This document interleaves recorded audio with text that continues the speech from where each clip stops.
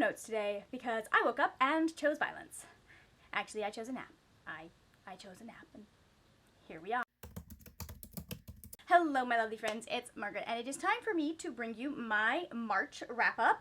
If you've watched my February wrap-up, you'll notice that we are going back to a simpler form of wrap-ups. I am not going to be doing all of the stuff that I did with stats and it was too much currently for me to handle with the editing program that I have, because the editing program I have makes me want to commit murder. Of my computer, at least. Anyways, I experimented with stats last year. We tried it. We are moving on. The basic March rundown is that I read 7 books. I did pretty good, I think, picking out books for this month. I really enjoyed most of them. I also, this month, did complete my first official Avenger, Spider-Man. Shout out to Voltathon, because I participated, I hosted it, and I read more books in that week than I had read the first 2 weeks of March, which is kind of funny. And apparently I need to do more readathons because they put pressure on me. Week-long readathons, specifically. Apparently the month-long ones just do not pressure me. So the first book I read most of in February. I probably could have finished it in February, but like I'd been listening for 6 hours and got to the point that if I had to listen to any more audiobook, like any of it, I was going to scream, and so we moved on and did other things, and that is Patsy by Nicole Dennis Bennet. This is a contemporary adult novel. It follows Patsy and it follows her daughter True. They are Jamaican, and Patsy immigrates to the United States to kind of build a better life for her and for her family. This starts when True is 6 and ends when I think True is 16, I'm pretty sure, and it just follows both of them as they are going through their separate journeys, one in Jamaica, one in the United States. I ended up giving this 4 stars because I really enjoyed it. I loved the dual narrative between True and Patsy, and one of the things I liked about it, and I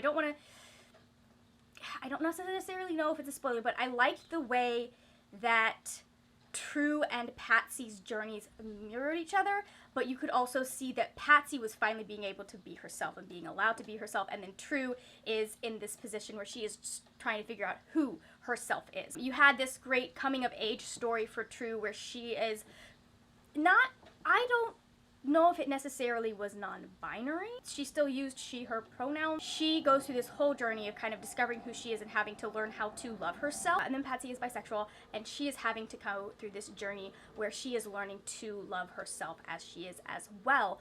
But it's a different kind of self-love. There's a lot more baggage involved in why Patsy has issues. Like, the one thing that was really nice is Patsy didn't have any conflict when it came to her sexuality. It was a lot more revolving around her being a mom and her trying to get to a point where she is comfortable living as she is. So I liked how those 2 stories really paralleled themselves. I also thought Nicole Dennis Bennet did a really good job of giving you an idea of who these characters were, like right off the bat. She just knew how to do characters. She really got into the meat of them. She got into what that made them tick. You come out of this novel with a real understanding of who Patsy and True are as people, and I really, really liked that. I loved how we were able to see the complexities, to see the contradictions in them, and them struggling with those things as well. It is a really hard-hitting story. I will say that it's not all, it's barely at all any sunshines and rainbows. There are moments of happiness, especially when we get towards the end, but it is a very hard-hitting narrative.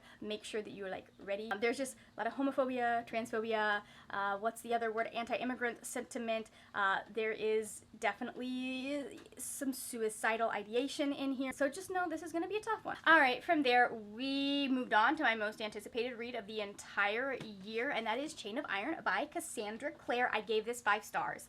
I'm sorry, I don't think I'm capable of rating a Cassandra Clare book any less than 5 stars. At least not one that involves Herondales. Such a weird soft spot for these absolutely dramatic assholes. They're so dumb. So just absolutely freaking stupid. No common sense. Like, what were you thinking? They are, as I have said, contractually obligated to have the most complicated romances you will ever find. Like, Lucy is the one so far that has had the most common sense, and what does the girl do? Fall in love with a ghost. Ma'am! That's not a spoiler if you've read the first book. Be quiet. This book drove me just up a wall. I kept waiting for us to get to this conversation I had been waiting to have happen. I needed to have this conversation, I needed those 3 words said from this person to that person, because that person didn't think this person loved them, when it's very obvious, even though this person doesn't understand it, that this person is in love with that person. And we never got there. We never got there. We get almost there. We'd be right at the edge. And then something would happen. And suddenly it's like, nope, we gotta go save the world. There are demons. Oh no, Christopher's figured something out. I don't actually know if Christopher figured anything out in this book. I couldn't tell you. I would get so frustrated. And yet I loved it. I love these characters. Like I said, I love getting to see Will and Tessa as adults and parents, and absolute disasters still. Like, I can't wait till we're like far enough into some of the other, like the future series, that we get to see Jace as an adult, because like, seeing Jace as a functional adult is probably going to be just as like mind-boggling and yet entertaining as like this is. I'm like, sir, what happened to all of the drama? I mean, he's still a dramatic bitch, but like, what happened to all of that? I loved it. It was a really good second part. I still think it's a little too long. There are parts that we could have done without. Mainly, I think she really tries to hit home on points, and she kind of goes overkill. So I think this book could probably have been about 60 pages less if her editor had kind of reined her in. Do I think her editor is ever going to rein her in? Probably not, because it's Cassandra Clare, but I still think that like we could have used a slightly heavier hand on the editing. So I'm going to acknowledge here that I forgot to give you the synopsis of Chain of Iron, but I'm gonna just assume that no one cares. Like, either you're into Cassandra Clare or you're not. We're just gonna move on. The next book that we're gonna talk about is A Wicked Fox by Kat Cho. I have been looking forward to this book since I first heard Kat describe it on her channel. She said it was tropey and like K-dramas in a book, and I didn't even watch K-dramas at that point, but I understood the hype, like from what I'd seen of the plots, from like the little things that you see on Netflix, and I was like, okay, I could be into that. And then I proceeded to like sit on it for months, and then a girl got into K-dramas, so that happened, and so now I was like, okay, I want to kind of watch this. What is Wicked Fox about? That's a good question. I should probably tell you that. This is about Gumi Young. Gumi Young is a gumiho, and she has been traveling from city to city. So she has just recently been uprooted from wherever it was they were before, and they have moved to Seoul because Mi Young got into trouble at her last school, and it was like, well, if we stay here and they start looking into us, they're gonna realize we are immortal beings. She is physically 18 years old. I should mention that. Like, she is a very young gumiho. Long story short, she ends up losing her fox speed, or her soul, by saving this boy, and so now she and he are trying to figure out how does she put it back inside her body and figure out how to do that. And there's just lots of, like, there's friendship antics, there's betrayal, there's good family dynamics. I don't know if I would say good, but like interesting stuff there. I liked the very complicated relationship that Mi Young has with her mom, with like not being quite sure she's okay with the life that they live and the fact that they do have to use the life force of others in order to survive. She's not sure how she feels about that. She's still trying to figure it out. So it would go between the two narrators, which is Mi Young and Ji-hoon, and then it would also have this occasional interspersing of like mythology of I don't want to say, like, I don't know if they're actual documents, but, like, someone who has been studying the gumiho for a very long time, and they're just kind of, like, I guess they've got a diary, or they're compiling their sources, but it's, like, the compilation of the research that someone has done. And I really liked that touch, because it's giving you a little bits of the gumiho lore, as well as delivering this very modern story. I also just liked Mi Young and Ji-hoon as characters. They were fun, they were sweet, and also totally made for each other, and I really liked that part. This one really teases you. It teases you for a while, but it still is very good. The tension's there, the angst is there. She just doesn't like him at the beginning because he is a nuisance to her, and it's kind of adorable. Just read it. I have done surprisingly well for someone who has no notes. The next book we're going to talk about is With the Fire on High by Elizabeth Acevedo. This follows Imani. Imani is a single mom going into her senior year of high school. She got pregnant when she was a freshman, so her entire life for the last like 2 years has been balancing being a mom, being a student, and also having a job. And so she goes into her senior year and she finds out about this culinary arts class that they are now teaching at her school. Her thing is she wants to be a chef. She loves cooking. It's something she's good at, it's something she knows that she does really well, and it's something that really brings her joy. However, this program is going to Spain, it's expensive. Is she going to have time to do all of this on top of trying to take care of her daughter, on top of still working at her job? That's the main conflict. I loved it. I gave it 4 stars. It just was a really good, wholesome, just like, I know I've heard people complain that it is not complicated enough for Amani, and I don't understand that, because I look at Amani's life and I'm like, that's already complicated. We don't need a ridiculously complicated plot. It's okay if it's a little bit light and fluffy and things are solved easily. The issues, the things that she's really struggling with are things you can't, like, she can't undo being a mom, nor does she want to. I just really liked Imani's journey from the beginning to the end. It's not a big dramatic arc. It's just her trying to figure out, how do I do what I want to do with my life and still remain true to who I am and still be a good mom, because she wants to be a good mom. She wants to take care of her daughter. She loves her daughter. The only thing that was really weird to me is sometimes I wasn't sure, like, her daughter is 2, but there were times that her daughter would do stuff and I'm like, that's stuff that like a 8 or 9 month old would do, not a 2-year-old.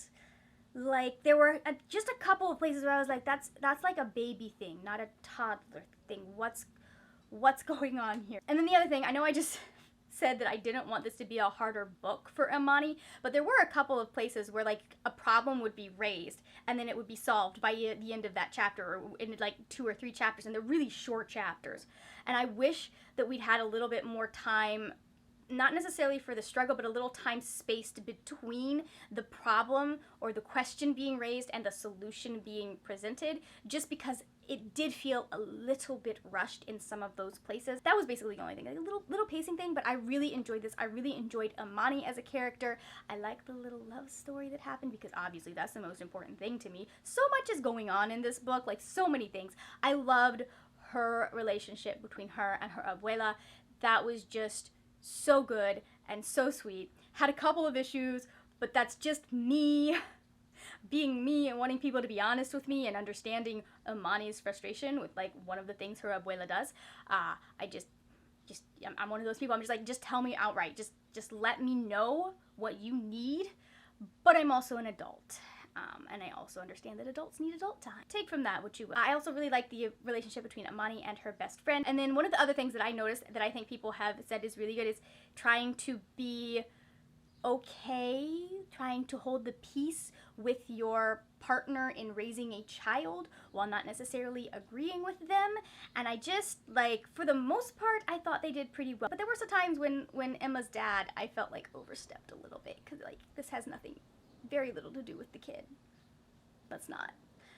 But that's very realistic. I wasn't mad about, I mean, I was mad about it, but, like, if it hadn't been in the story, would we have thought it was realistic? The next book we need to talk about is A Taste of Sage by Yafa S. Santos. This is about, what even is her name? This is about Lumi and Julian. And Lumi is a chef. She wants to bring Dominican cuisine to wherever it is she lives. Possibly New York City? Manhattan, there we go. To Inwood, Manhattan. Except she really doesn't do well the first time and has to close her restaurant and find a job, and she finds a job at Julian's restaurant. And they don't get along at first, but she's very good at what she does, and there's an attraction between them, and sparks fly, and things happen.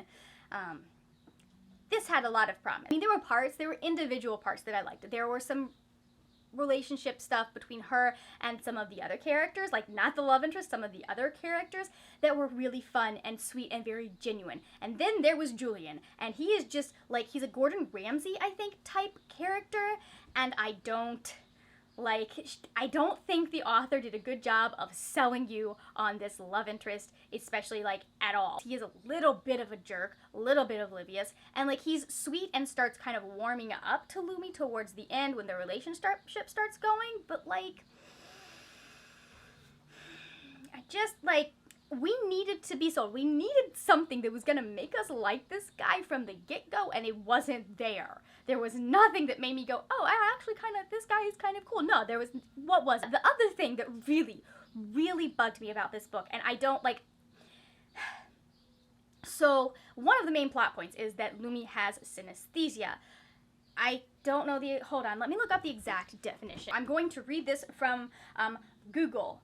Apparently it is Psychology Today. So it's basically, synesthesia is a neurological condition in which stimulation of one sensory or cognitive pathway, for example hearing, leads to automatic involuntary experiences in a second sensory or cognitive pathway, such as vision. Simply put, when one sense is activated, another unrelated sense is activated at the same time. So like when you see something and it activates your sense of smell. This was not, from what I understand, going off of that definition, synesthesia. Like, Lumi could taste people's emotions.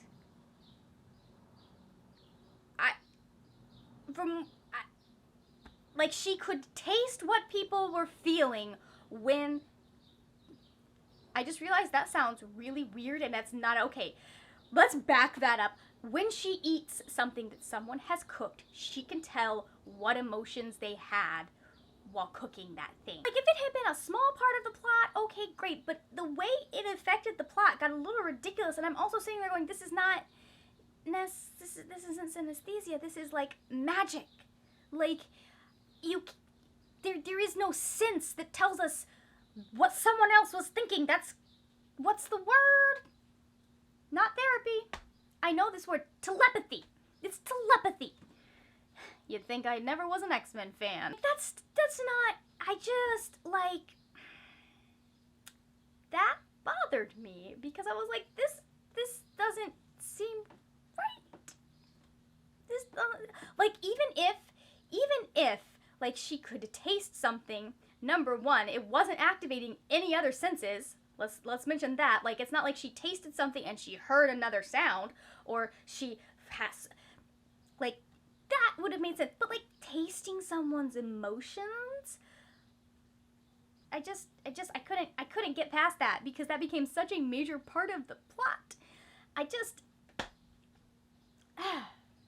Also, there was an entire sex scene in here where we don't mention how the guy loses his clothes or the use of any sort of, like, condom or birth control. And I'm just like, have I just been spoiled by the authors that I have been reading, or is this a normal thing in romance books? We're almost done, only 2 books left to go. I am going to continue on. So, let's talk about Song of the Crimson Flower by Julie C. Dow. I loved it. It was 4 stars. So this is about Lan and Bao. And Lan is a rich nobleman's daughter, and Bao is a physician's assistant, and they've known each other their whole lives, which is part of why this plot actually works. I didn't think it was gonna work for me, but the fact that they've known each other for a really long time made it. And Bao has been in love with Lan for a while. He confesses his feelings to her at one point, and she reacts very badly, because he also, when confessing his feelings, is bringing some bad news. And so she just kind of eviscerates him, is real rude about it, and feels real bad about it. And then when she starts looking for him to find, you know, apologize and make up for what she has said, and, like, tell him she shouldn't have said that, and she was wrong, and she didn't really mean it, all of that stuff, she finds his flute. Turns out he has been enchanted so that he is trapped in that flute, or trapped to that flute. So there's a spell linking him to the flute, and he has like 2 weeks to figure out how to break the spell, or he is forever trapped in the... Naturally, the logical course of action there is for her to help him go on a journey and figure out how to get himself freed from this flute so he does not spend the rest of his life as a woodwind instrument. One note here, if you are thinking of reading the other series Julie C. Dow has done, which is, I can't remember, Forest of a Thousand Lanterns, if you're thinking of reading that series, I would suggest not reading this. Because it does kind of spoil, I mean, Forest of a Thousand Lanterns is based off of Snow White, so we kind of all know how that ends, but also, if you're thinking about, like, reading that, I would not read this first. I don't care about spoilers. I will have forgotten all of the relevant points to those 2 books by the time I end up getting to them. That's just how I work. Unless I am going to be reading that right then, I don't really like spoilers. This was super cute and super, I loved the relationship between Lan and Bao. I loved watching them as they're going on this journey and actually, like, realizing the things they know about each other are not, like they thought they knew each other and they don't quite. I loved, like, one of my favorite parts about Bao's story is him having to realize that he has this idealized version of Lan and having to fall in love with, like, the real Lan. the real person, who is not like all that far off from the idealized version, but still flawed and very human. And like, so he learns like you shouldn't put people on pedestals. That was a good lesson for people to learn. I also like the fact that Lan had to kind of be woken up to some of the things that are happening around her. I'm always here for those storylines. And also, there was just a lot of good romantic tension in this book. I enjoyed it so much. I just really love it when two people are too dumb to realize the other person is in love with them.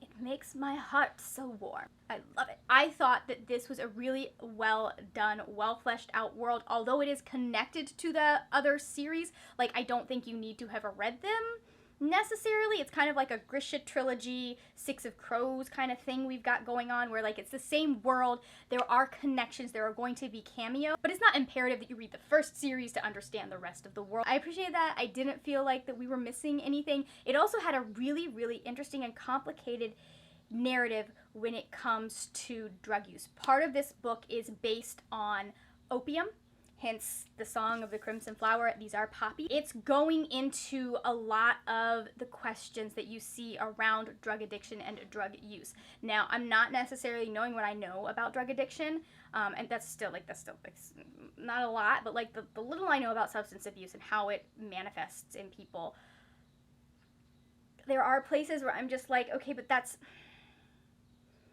but also points were being made. Like I said, I liked it. I thought the world was really well built, especially for something that is so short. I thought she did a really good job of giving you character, of giving you world building, of giving you plot very concisely, but still in an engaging manner. All right, and the final book that we are going to talk about on this lovely Sunday afternoon. Will it be Sunday when this is posted? Who knows? But it's Sunday right now, and it's raining, and I love it. Well, actually, it's just cloudy. I think the rain has passed. There was a river in front of my house for a little bit there. That was fun. Like, the street floods like nobody's business. I had to wade through it to get to my car. Speaking of wading through things, let's wade through some bodies with Sanctuary by Karen Licks.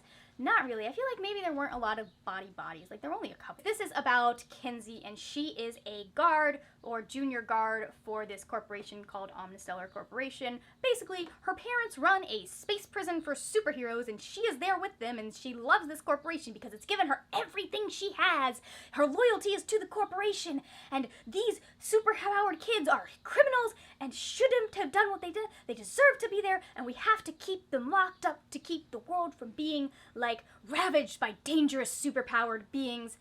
And then she actually meets some of them because they take her prisoner because they're trying to escape. And she starts to question a few things, specifically her mother's loyalty to her. So this is a very interesting book. I will say, it's been pointed out, this is very kind of white saviory. It's this about a girl that's spoiler. It is very like white saviory adjacent. Like, race is not brought into the conversation, but you can see the parallels to some extent of having this very privileged girl with these prisoners trying to help them out of the situation that they are in, because like she starts to kind of feel things about what's going on with them. She starts to realize that Omnistellar is not necessarily the great thing that she thought it was, and also there's something else going on that maybe is more important than her worrying about the prisoners at the time. Like, it's a lot in one book. I understand that maybe we could have like taken some elements out. The author was definitely processing some feelings about our criminal justice system in this book. I definitely felt that, and I feel like that kind of contributed to me giving it a higher rating the last time I read it, which was 4 stars. I think it's okay. I gave it 3 stars this time around. I didn't quite have that same experience because I'm a little bit further along on the journey, and I know even more things than what's covered in this. But I did like it. I liked the characters. I liked the kind of sci-fi horror mystery kind of thing that's going on in this. The little bit of tension of why are people disappearing? What's going on? Where is her mom? All of that. I enjoyed that. I enjoyed the interplay between the characters, and that's the main thing for me, is like, if you give me a good group with good group dynamics and a good romance, I don't care about the plot.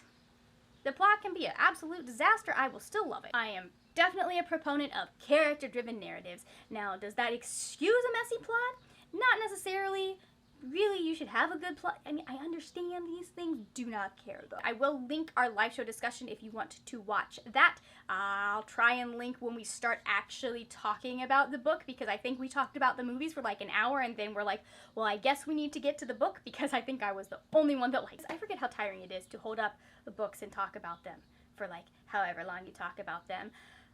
So, that's the books that I read for the month of March. That's what we're talking about for the month of March. Those are the books I read.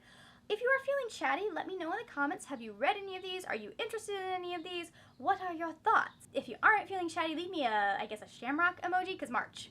Why not? Let's do something weird and Marchy. Thank you so much for watching. If you enjoyed this video, please give it a thumbs up. Also, there will be videos over here about other things that I do on my channel. You might like them. Check them out. That is it for now, my friends. Happy reading, and I will see you later when we will talk about more wordy, nerdy things. Bye!